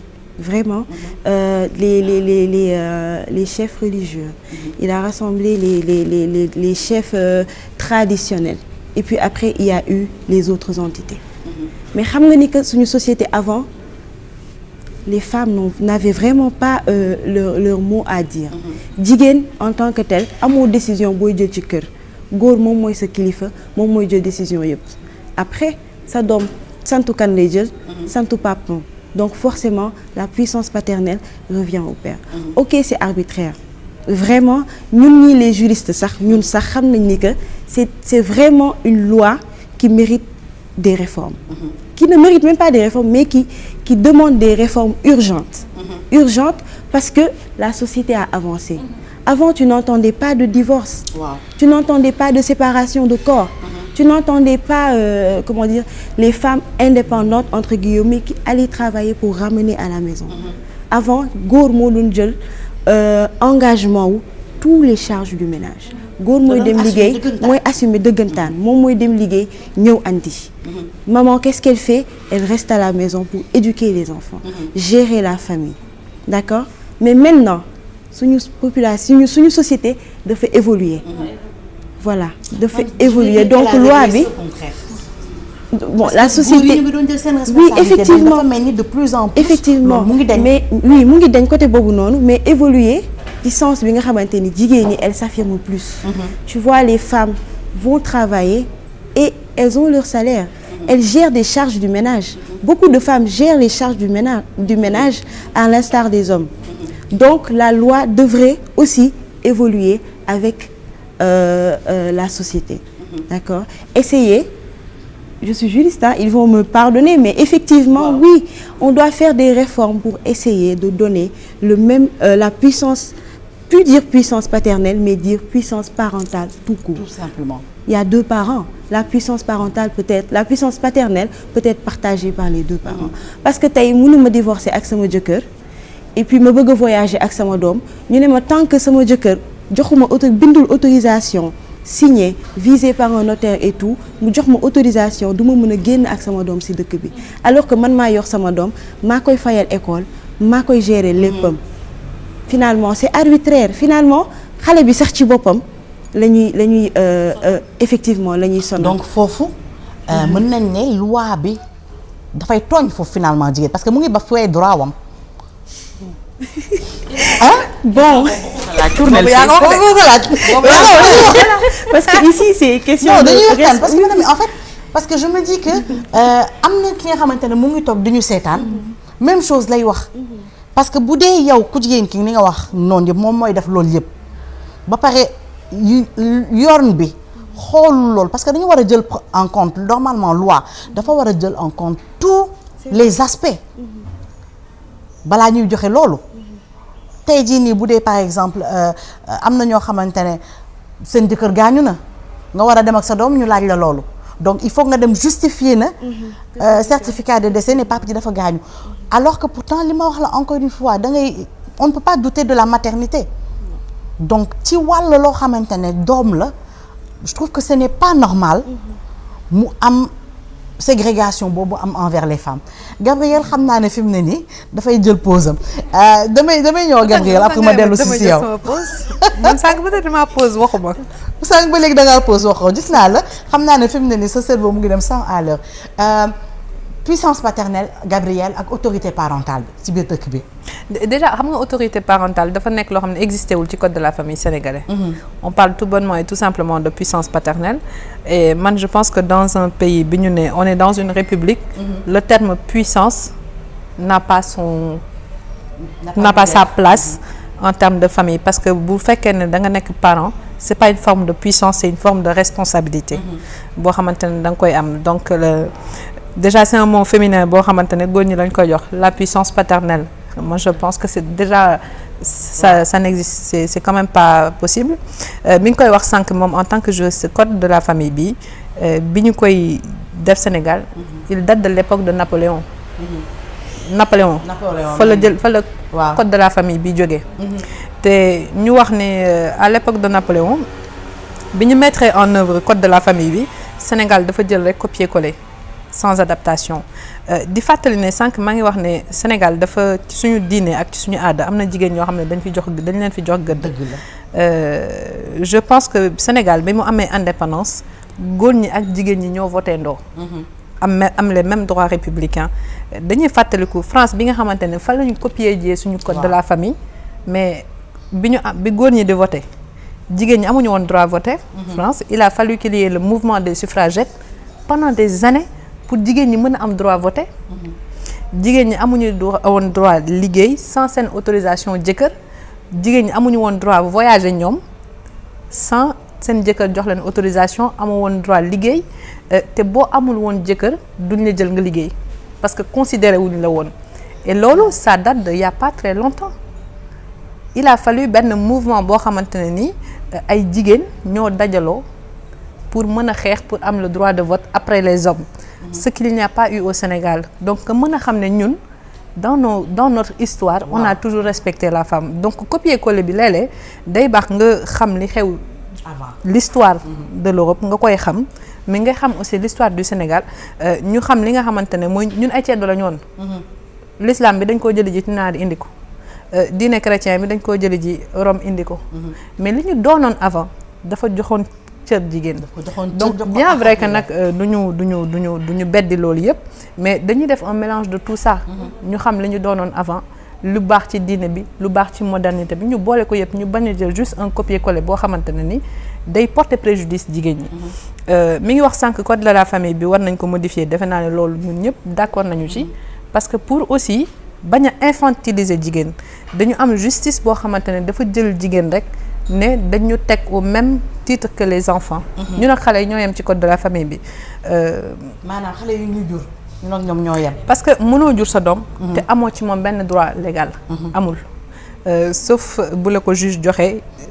face à un homme qui est défaillant te défaillance su góor ñi modernité bi la wala xala société bi moo avancé ba tey. fu góor fayiree ci ay devoir am rek. dafa am jigéen buy subir. et loolu dafa nekk loo xamante ni ñu ngi koy seetaan de plus en plus et c'est malheureux ñi nga xamante ni ñooy xeex ak yelleefu jigéen ñi ngi ciy wax bind nañ ay courrier def nañ ay dossier def nañ ay convention def nañ lu bari interpeller ñi nga xamante ni mooy les autorités mais du lu ñuy waxtaanee dafa am loo xamante ni il y a des moments dans une république il faut un courage politique te courage politique boobu ci ki ñu jiite la war a jógee. mayoon na jigéenu Sénégal 2012 ne nañu jox nationalité seeni doom loolu Macky Sall ba mu yegg da koo may jigéenu Sénégalais parce que à l'époque boo amoon sa doom nga nekk sénégalaise nga am jëkkër boo xam ne du sénégalais sa doom du doon sénégalais. bi Macky Sall ñëwee la ko jox jigéen ñi en 2012 ñu toog ba 2020 mu indi loi de criminalisation du viol bien que c'est pas une loi qui soit tout à fait au point mais bon loolu dañ koy waxtaanee waatee mais ñaari points focaux yooyu en 12 ans de règne de Macky Sall, on a eu que ces deux avancées-là en termes de droits des femmes. C'est très peu. C'est même très peu pour quelqu'un qui se dit l'ami des femmes. Parce que moi, en 2019, jigéen au Sénégal, man xaritu jigéen ñi la.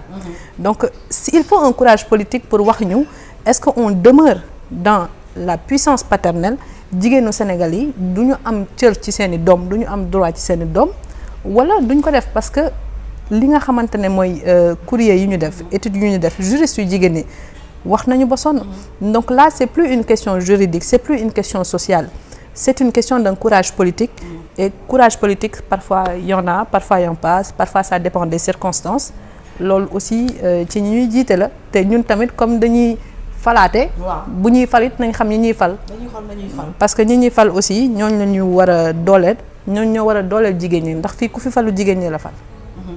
ku fi toog jigéen ñi la fa teg donc boo toogee nga war a delloo si sa xel ci àq ak yelleefu jigéen ñi xam ne am nga ay doomi jigéen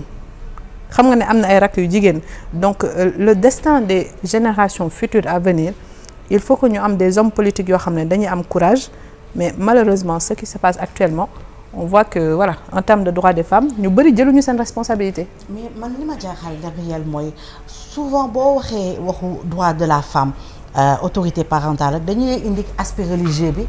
te pourtant diine l'islam bi ma xam ak diine christianisme. dafa protéger jigéen wax déjà il faut que ñu arrêter de mettre là c'est même plus dans le cadre religieux. tu vois dafa protéger jigéen ak xale non dañu nekk ci dëkk boo xam ne est-ce qu'on est dans une république ou est-ce qu'on est dans une république islamique. mënuñu di woote des droits. et une institution républicaine ba pare di woote diine gi. C'est pas l'islam qui commande dans ce pays, c'est une république. Bu fekkee dañ ko bëgg a changer. Protège la femme et l'enfant. Mais protège mais en fait c'est un débat bu ñu squeezer débat bi. À chaque fois di indi l'islam ci biir affaire bi. Ça n'a rien à voir. On parle de droit. Fii ku fi l'islam nee na ku sàcc dagg leen loxoom. Ku njaaloo dóor leen ko nangam. Est-ce que dañ koy def te ñu nekk ci l'islam ci réew mi. Donc léegi lu tax kon bu ñu ñëwee ba ci point bii nii. c'est qu'à chaque fois que ñu am droit des femmes à chaque fois qu'il est question de droit des femmes il faut que góor ñi dem indil ñu affaire u diine pour nañu toog leen. ñoom diine il faut que ñu arranger non mais c'est vraiment quand ça les arrange parce que ku sàcc ñu dagg sa loxo ku njaaloo ñu def nii lii baaxul diine gi wax mais ñu ngi koy def chaque jour ci réew mi mais boo nee affaire u àq ak yelleef jigéen ñu ne fii dëkku diine la dëkku c'est vrai mais il faut qu'on choisisse ci ban mode de fonctionnement la ñuy fonctionner mais dès qu'il est question de droit des femmes rek gars yi génne chapelet yeeg mbaxana yi donc c'est ça quoi. Johanna gis naa yaa ngi réagir ci loolu nee nga ne bu ñu waxee waxu diine rek c'est parce que daf leen arranger. Effectivement et waxu Gabrielle bi yëpp en fait ça nous ramène aux priorités. Parce que droit des femmes nekkul priorité à un certain moment donné du nekk priorité. Tu vois homme politique buy def bon les politiques su ñuy def seen campagne ils vont faire des propositions mais après su ñu demee ba dugg y a d'autres priorités. Donc moi je dis que on ne parle plus ici de courage politique hein. On va parler de courage des femmes. D'accord? Essayez de changer le processus. C'est des courriers et des mails. Essayons de parler, faisons des sittings. Il faut que dans un combat, il y a toujours des martyrs. Anna Ouattara et Nder, elles sont où les femmes de Nder? Qu'est-ce qu'elles ont fait? Elles sont passées à l'acte. Effectivement, elles sont passées à l'acte. Donc je me dis que, ok, c'est bon de mener, de militer, de mener le combat par la parole, par les procédures administratives, mais souvent il faut poser des actes. Et dire carrément non. Dire carrément non, essayer de s'organiser. Mais non, Bobo, c'est un non qui doit être collectif. Avec xam nga kii bu ne non fii kii ne oui fii kii ne non fii kii ne pat fee. C'est un non collectif boo xamante ne toutes les organisations yi nga xamante ne ñoo yor àq ak yelleefu jigéen ñi nga xamante ne ay góor parce que am na ay góor yi tamit ñi ci taxaw. Waaw am na góor yi ci taxaw ñi nga xamante ne ñi ngi jàppale jigéen ñi ñoom ñëpp ñu taxaw am benn position boo xam ne dañ am position commune parce que aussi c'est l'union qui fait la force et tant qu'il y a pas d'union on ne mettra pas les autorités yi nga xamante ne ñoom ñoo war a étudier question boobu devant leurs responsabilités parce que à un moment donné l'heure des discours c'est bien beau mais on passe aux actes et les actes bon 8 mars baa ngi ñëw léegi nga dégg ñëpp di discourir. bu 8 mars passé ñu fàtte discours. oui 8 mars passé ñu fàtte ko. boolaal Joanna boo xamante ne dinaa ci ñëwaat mais balaa loolu Rose maa ngi lay dégg nga ne pat boobu ba léegi autorité je sais que eggaguloo ci mais autorité parentale bi puissance paternelle bi balaa ñëw après ci Gabrielle loo ci xalaat. waaw mooy li ngeen wax léegi rek Aïcha boo xoolee revendication bi moom fi mu ne nii doy na boo wax léegi ñu ngi wax nañ bàyyi wax bi rek te jëf te ñu ànd booloo daf ci am solo jëf ji daal fi mu ne nii moo ci nekk jigéen ñi tamit vraiment ñu jàppalante suñu biir c'est pas pour rien ñuy boostante suñu biir di jéem di occuper yenn place yi ci dëkk bi di am yenn pouvoir yi pour que ñu appuyer ñu aussi yenn yi bu ñu koy kaas ñu mën cee taxaw parce que mbéju kanam nag borom moo koy fajal boppam ki nga xamante ni góor la mën na bañ a am yërmande boobu mën na bañ a comprendre li ngay yëg en tant que femme mais jigéen nga jur sa doom di ci def luy war benn instant góor bi wàcc la nga bëgg ci yenn dogal yi ñu ne la doo ko am neexul ci xol déedéet bi moom dañ ciy taxaw bu gaaw a gaaw nee na dañ ciy taxaw bu gaaw a gaaw dinañ ñëw bu si kanamee ci naka lañ ci war a mën a taxawee sànq nee nga dafa am position xamante ne jigéen dañ ko war a jël te gis nañ ne dernièrement jigéen ñi surtout la jeune génération ñu ngi gën a jug di impliqué wu ci yenn yi mais laata loolu Gabrielle yow directrice de communication nga mais nga décider am amour pour le droit de la femme, la protection de la femme et de l'enfant et des personnes vulnérables en général balaa ñuy yaatal ci loolu damay bàyyi Rose nga rappeler ñu dans le militantisme pour les droits de la femme historiquement Sénégal ñan ñoo ko fi njëkkee woon. ñi ko fi njëkkee Aïcha nag bëri na mais dafa am benn dame boo xamante ni moo gën a attirer suñu attention. muy ki nga xamante ni mooy Marie-Angélique Savané née à Sagnan le 2 novembre 1947 à Dakar moom nag muy militante entre parenthèses féministe. Wow. Sénégalaise. Je dis féministe parce que ñu bëri si ñun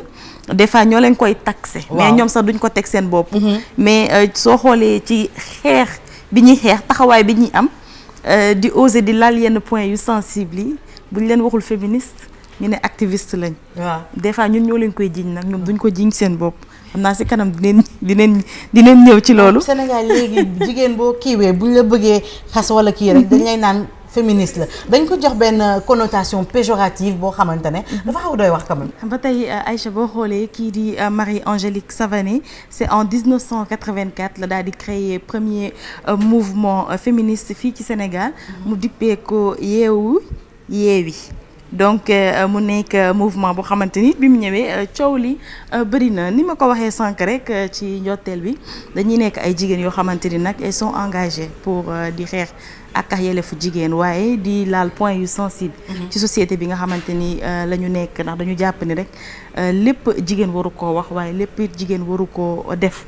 mu doon ay jafe-jafe yoo xamante ni dañ koy am ci seen biir liggéey ak ci seen lëkkaloo ak doomu aadama yi yenn saay rawatina ñi nga xamante ni ñooy góor ñi donc ñu bëri si ñun tamit di leen taxé de féministe wala d'activiste te fekk ni des fois sax nekkuñu ko donc loolu la andil tey. Gabrielle yow lan moo la indi ci militantisme déjà si tu as une anecdote à nous raconter lan moo tax lan nga gis lan nga seetlu ba nga décider tey jii nii da ngay porter combat boobu di xeex pour ak yelleefu jigéen ñi mais xale yi tamit.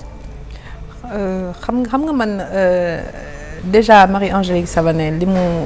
suñu yaay jooju li mu def dañ koy saluer ndax dafa ubbi yoon bi pour xale yu bëri ubbi aussi un certain esprit boo xamante ne ñun jigéenu Sénégal dañ ko war a roy ci moom parce que bi mu koy def ñu bëri defe naa ne daloon nañu ci kawam mais terewul mu jël continuité boobu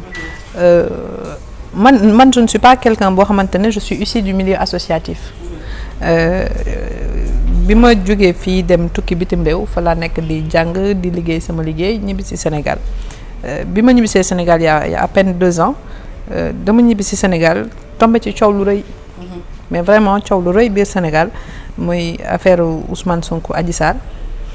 man xaw ma ci woon lu bëri parce que ku xam ne benn dëkk gëj naa fi 10 ans xaw ma lu bëri ci kan mooy diw ak kan mooy diw xaw ma woon lu bëri ci loolu mais pendant 3-4 jours ma gis agression yi ñu doon def xale bu jigéen boobu ma gis désolidarisation bi nga xam ne jigéen ñi ñu ngi ko doon am ma gis aussi agression yi nga xam ne journalistes yi sax ñu ngi ko doon am ci moom gis aussi conséquences yi nga xam ne moom la am ci réew mi parce que dañu nekk dëkk boo xamante ne ni dañu naw à l'international dañu nekk dëkk boo xamante ne dañu mës a wax ne dëkku jàmm la donc dëkk bu nekkee dëkku jàmm la tamit pour jigéen ñi donc bi ma gisee loolu dama toog ma ne il faut que man ma wax ma ne leen dafa am jigéen même bu dee jigéenu doomu baadoola la doomu nit ku ñu xamul la aussi dafa am àq ak yelleef dafa nekk événement bu ma marqué événement bu tax tamit aussi ma dugg ci xeex àq ak yelleefu jigéen parce que dama am lu ma metti en tant que femme ma ne kon bu fekkente ne nit jigéen amul sañ-sañ taxaw Sénégal ne dañ ma tooñ ñun ñu déglu ko en tant que jigéen ñun ñu déglu ko en tant que ay autorité ñu déglu ko en tant que journaliste mais ñun fu ñu jëm sama première réaction c'est que lii bu ma dalee man suba kenn du ma gëm est-ce que dinaa sañ a wax tey jii nii Sénégal ci yenn ñu mën a wax te loolu day ñëw souvent ci waxtaan yi jigéen buñ ko tooñee waruñu nekk di discuter yoon dafa war a def liggéeyam. yoon dafa war a xam nga bu en dehors de yoon sax c'est que socialement désolidarisation sociale bi charge bi ñuy jël di ko teg ku jigéen ki parce que bu ñu la tooñee dañ la tooñ da nga am problème bu la métti ñu xam ba xam dëgg la wala du dëgg mais en attendant loolu statut de victime dafa laaj nit ñu defal ko dafa laaj nit ñu accompagner ko mais réew lëmb ñu bëri chargé benn xale bu jigéen rek la femme n'est jamais victime, elle est toujours fautive. Voilà, mais c'est injuste. muñal toujours. muñal mais muñ dafa am fu mu yem. muñ dafa am fu mu yem mu nekk événement boo xamante ne c'était désastreux en termes de droits des femmes. parce que maa ngi wax ne Marie-Angélique Savané def na fi loo xamante ne ak ñeneen a. liggéey nañ fi loo xamante ne nii ñun war nañu reprendre le flambeau pour la continuité pour mën a transmettre génération à venir. mais li fi xewoon loolu dafa am benn recul bu mu indi ci droits des femmes benn fitna bu mu indi ci ay jigéen ci réew mi. ba kenn dootul am sañ-sañ taxaw ne diw ma sàmba wala ma demba moo ma def lii. nekkoon événement boo xamante ne daf ma métti trop en tant que jigéen en tant que yaay en tant que mag bu jigéen am ay rakk yu jigéen ma ne mais ñun jigéenu Sénégal fu ñu jëm criminalisation du viol naam am nañ ko mais yan mooy mécanisme yi nga xamante ne moom la ñu teg pour venir en aide aux femmes qui sont victimes. du soutien psychologique. du assistance sociale du dara da ngay ñëw nga porter plainte même bu ñu tëjee waa ji sax après yow yaa ngi dans la nature. dañu seetaan jigéen ñi nga xamante ne ñoo am traumatisme yooyu taxaw bi ñu la war a taxaw daal duñ ko def. mais amul taxaw y a pas de mécanisme pour taxaw jigéen ñi nga xam ne ñu ngi leen di tooñ te loolu c'est quand même désastreux parce que buñ la tooñee naam famille bi dinañ la jàppale naam xarit yi dinañ la jàppale. mais dafa laaj suivi médical suivi psychologique boo xamante ne dañ ko Sénégal dañ ko xeeb quoi da nga jékki-jékki nit ku wéroon jékki-jékki perte boppam. ñu jékki-jékki nit ku nekkoon nekkatul ñu jékki-jékki nit di xaru ñu ngi dégg ay nit yu xaru. fekk ne loolu yëpp natt bi ñuy teg jigéen ñi la. ñu ngi ci biir réew bi te kenn du ko wax donc man dama defe ne sama engagement c'était juste benn cri du cœur parce qu'il y a eu un moment où il était important que les femmes du Sénégal soutiennent une autre femme et tout le monde a déserté. Et waxoon naa ko même plateau bi ITV daaw le même jour 8 mars ne leen on a collectivement failli vis-à-vis d'une de nos sœurs. Et collectif boobu la ñu war a indi biir Sénégal. ñu jàppalante même bu dee kenn yorul dëgg ci ñun. muy jigéen ñi muy góor ñi mais bu nattu amee. na jigéen ñi di jàppalante seen biir defe naa ne esprit de cohésion boobu man moo may animer souvent. am na solo waxtu bi léegi mu jeex mais balaa moo jeex damay bëgg a laaj leen xam nga sànq Joanna nee nga ne jigéen ñi dañu war a gën a impliqué wu Rose ne wax ji dafa jeex. dañu war a agir seetlu nañ ne ci élection yi mujj jigéen yu bëri engagé wu nañu en politique muy ndaw di ay mag mais dañu seetlu ne quand même bi mu desatul lu dul application bi. toujours parité bi dafay am ay jafe-jafe yoo xamante ne ba léegi mu ciy am te day ñëwaat ci Gabrielle li mu wax sànq ne solidarité interféminine bi parce que loolu day am problème Rose gis nañ ko souvent da ngeen ñuy xeex benn affaire benn jigéen nekk fa au lieu jigéen ñi soutenir ko pour mu jël ko mais souvent dañuy dem pour X raison soutenir keneen ku góor. mais parfois jigéen ñi tamit dañuy baisser la tête un peu rapidement. dañuy baisser la tête un peu rapidement man ñu bëri gis naa ay défection yu bëri. fi ñu waroon teg jigéen ñu teg fa góor. fu ñu naroon teg kii ñu teg fa kii man damaa mën a sot. ma ne xaaral ma dugg ci. ma dem ba ci biir ma ne ndayu mbil gi waxul may wax man lu sama yoon. donc en fait dañuy baisser les bras. les femmes baissent la tête devant les hommes te loolu la ñu war a bàyyi te loolu ci éducation bi la bien vrai que équilibre bi am na mais il faut qu'on affronte les hommes. il faut que ñu xam ne à compétence égale avec une loi paritaire qui est là. ku respecté wul loolu mais yow mi jigéen mi ñu ko teg nga am pull bu tooy ni nga dem porter ji plainte. y a des institutions nga dem porter ji plainte jigéen ñi mën a ñëw parce que doo tëgg combat boo xamante ki nga xamante mooy ndayu mbili ji jubul. mais loolu aussi question wu fit la parce que jigéen ñi may ñu leen fit ci yar bi la waaw diw sa càmmiñ la bu waxee da ngaa war a bàyyi mais déet dañu nekk ci dans un cadre boo xam ne c'est la loi certes. mais ñun jigéen ñi ñu ñooy regarder ay góor di violer la loi ñu noppi. parce que Joanna ci kaw loolu ci élection yi ñu jógee ba léegi nii am na recours yu bëri yoo xamante ne porté nañ ko par rapport à ça da ngay gis ay bureau yoo xamante ne par exemple premier adjoint bi jigéen la waroon nekk ñu bàyyi mu nekk góor te ni ko Gabrielle waxee sànq dafa mel ni dañuy gaaw a bàyyi duñu porter combat bi jusqu'à son bout. dañuy gaaw a bàyyi parce que après derrière xam nga nee nañu jigéen ñi dañuy porter seen combat d'accord mais ñoom ci boppam ñoom ñooy ne seen bopp ni que dañoo soxla aide. Donc si tu portes un combat et que tu demandes de l'aide pour porter ce combat forcément si tu ne vois pas cette aide tu laisses tomber. forcément donc jigéen ñi lan lañ war a def xam ni que ñoom ci boppam ñoo mën a jug jëlil seen bopp li leen wax. li ñu moom. nga jug jëlil ko sa bopp et ne pas attendre tout à l'heure je l'ai dit c'est nous qui devons se lever dire non commencer à poser des actes et puis l'État nous suit parce que forcément il sera obligé de nous suivre. Tout à l'heure je l'ai dit l'État c'est nous l'État sans nous il y a pas d'État. Donc jigéen ñi ñoom ñooy jug am fulla am fayda mais aussi après il y a la société il y a les mentalités. Forcément yaree nañ la noo xamante ni góor bu taxawee wax affaire de kilifteef. waaw même si c'est pas dans la famille c'est dans le quartier si c'est pas dans le quartier c'est à l'école. donc il y a affaire toujours de cette pression sociale boobu bi am. toujours dañ koy gis même ci problème de ménage yi. par rapport autorité parentale bi jigéen bu jógee bëgg a yóbbu son ex-conjoint ci kanam yoon dañ koy naan say papa doom ñeeg naa da ngay yàq donc jéem a waxtaan régler ko à l'amiable dans la famille ne la muñal mais moo la tooñ mais sukkal ko merci moo la tooñ mais sukkal ko ndax soo bëggee sa doom yi nekk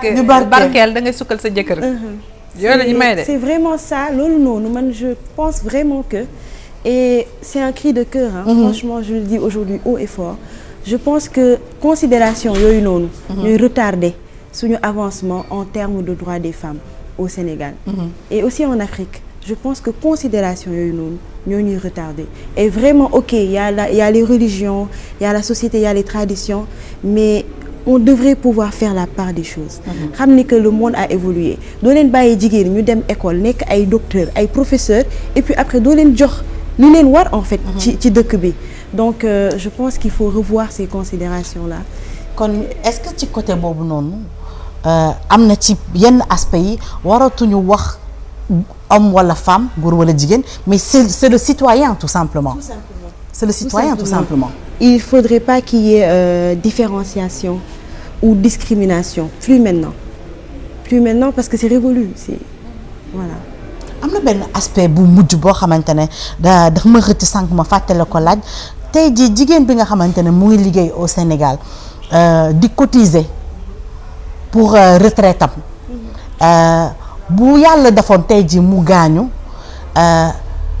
jëkkëram ak njabootam amuñu ci ay droit duñu jot dara alors que bu dee góor bi liggéey la jabaram ak ay doomam yi nga xamante ne ay mineurs lañu dañu touché dara xam nga foofu déjà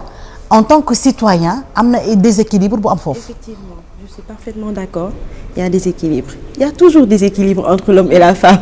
en matière de texte de loi. Vraiment. Mais après, je pense que c'est toujours lié en fait au droit de la famille parce que c'est le texte de base. C'est le texte de base du ménage, du mariage. te lépp luy jóge ci mariage après ça a été régi par le droit de la famille. Donc c'est toujours le problème, le nerf du problème, c'est toujours le code de la famille. Donc yenn réforme suñ ko defee forcément ça va se répercuter sur le code général des impôts. Ça va se répercuter sur la fiscalité et la femme pourra elle aussi cotiser pour ses enfants, que suba ëllëg ses enfants puissent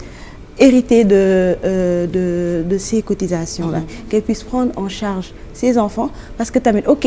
le code de la famille nous dit que l'argent de la femme lui appartient à elle et à elle seule, mais où sont ses enfants?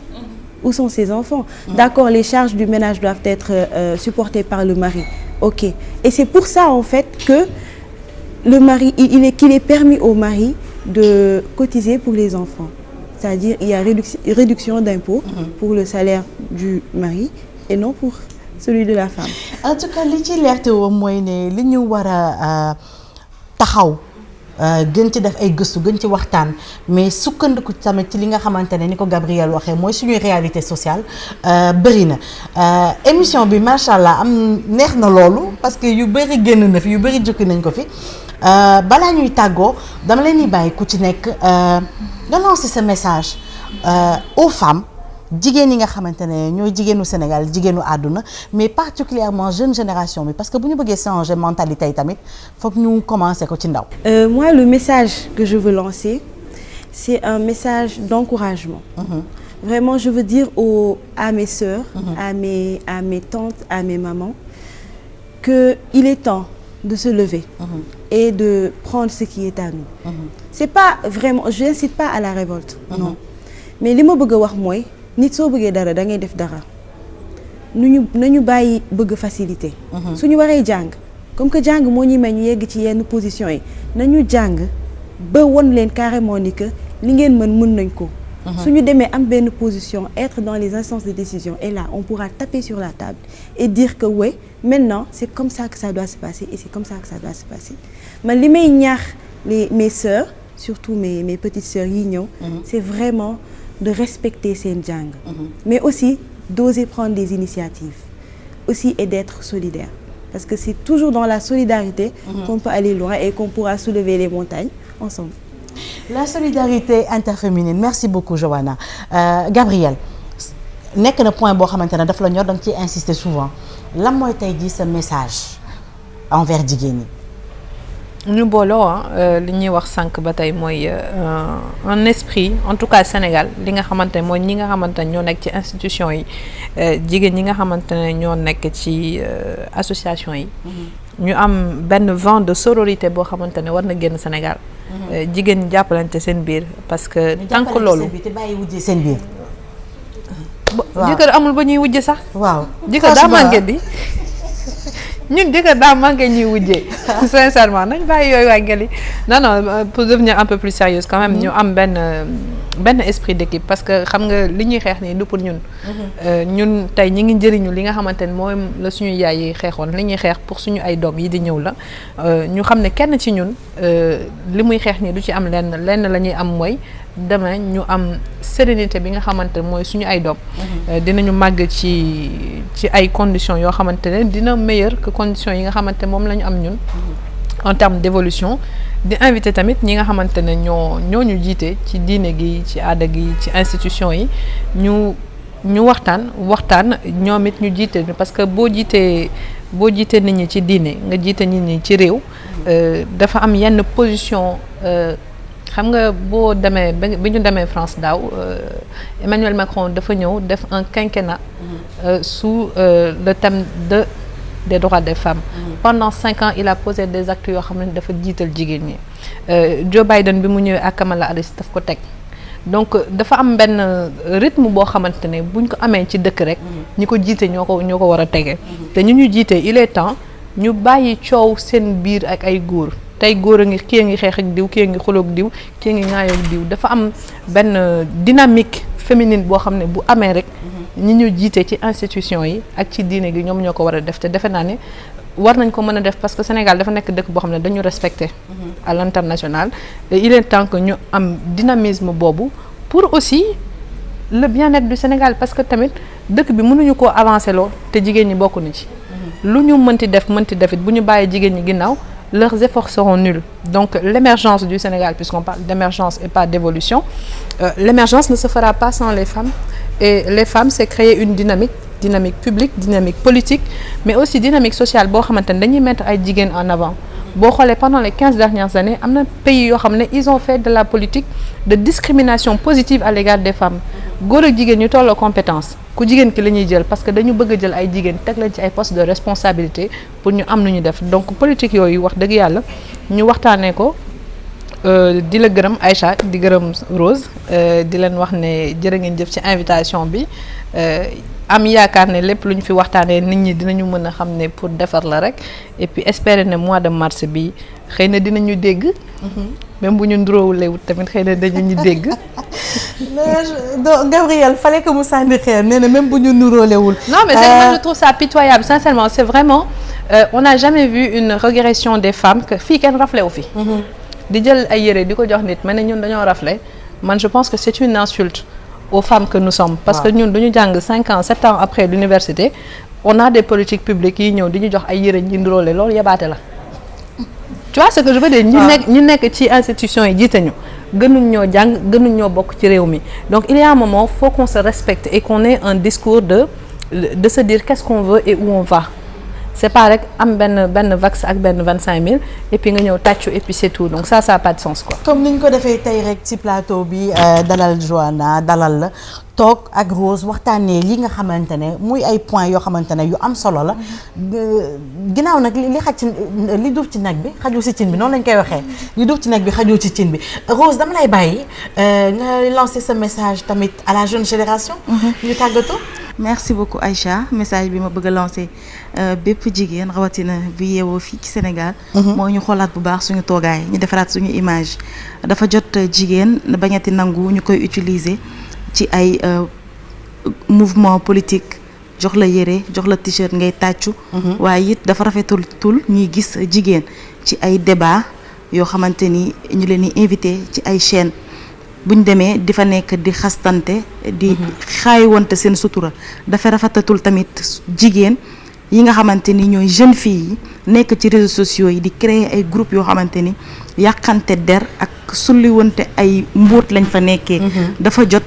ñu daal di gën a jël li nga xamante ni moo ñu gën a amal solo mooy def ñàkk jëriñu waaye di bustante suñu biir ni ko Johanna waxee sànq. di uti ay lijaasa ba nga xamante ni fépp fu ñuy àttee wala fu ñuy waxee ñu am fa baat am fa ndogal am fa doole mën a xeex ak yelleefu jigéen. Comme niñ ko bëggee ba nga xamante ni débat yi bu ñëwatee wax dëgg fa yàlla yëpp dañuy fekk mu saafara. Donc sur ça Aïcha amoon naa mbégte loolu bokk ak yow plateau bi. Je souhaite une très bonne fête à toutes les femmes du monde, quelle que soit leur croyance, leurs origines, leur couleur de peau, leur tranche d'âge. Mën nañ ni aussi moo xam ban situation matrimoniale la am ñu leen di souhaiter une bonne fête. Une forte pensée à toutes ces femmes qui traversent une période difficile actuellement, qui souffrent intérieurement aussi. di ñaan suñu borom teg leen loxo. di leen dénk benn citation boo xamante ni à chaque fois su ma ko dégloo wala ma gis ko rek dafay may booster waat. daal di tax ma optimiste ci kanam mu bépp obstacle boo xamante ni rek taxaw na sama kanam muy tout ce que femme veut Dieu veut. Bonne fête. Merci beaucoup Rose bu nekk lu am solo dañuy remercier Johanna ak Gabriel ci li ñuy ñëw buyu ci suñu invitation di remercier tamit madame Oulimata Sarr directrice régionale ONU Femmes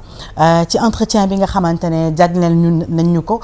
li ngeen wax la rek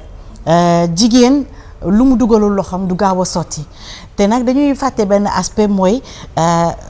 jigéen ñi ñu 52% de la population sénégalaise tamit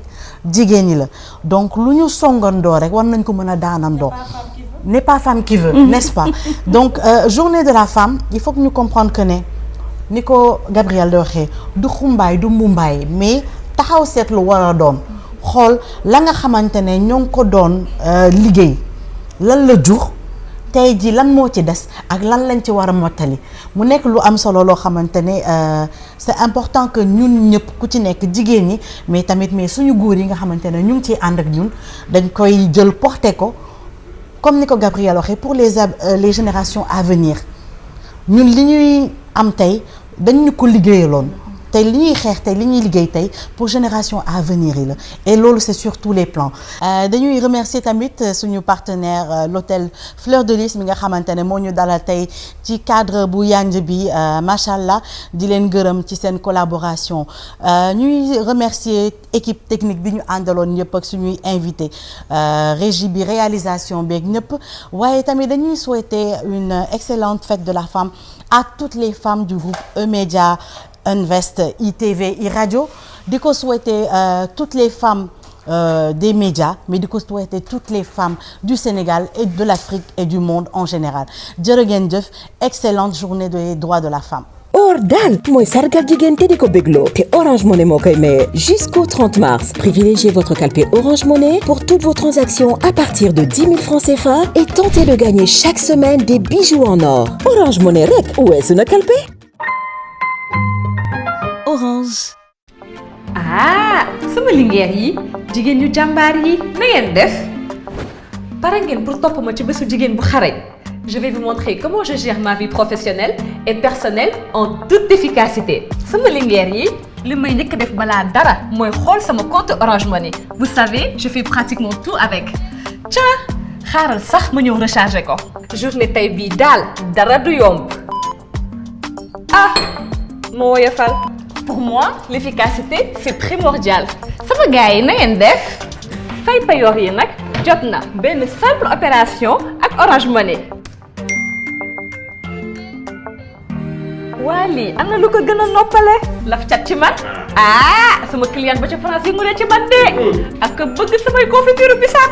dama ragal sax mu jaaree fa kontaan ba xonk cur nag. xonk cur.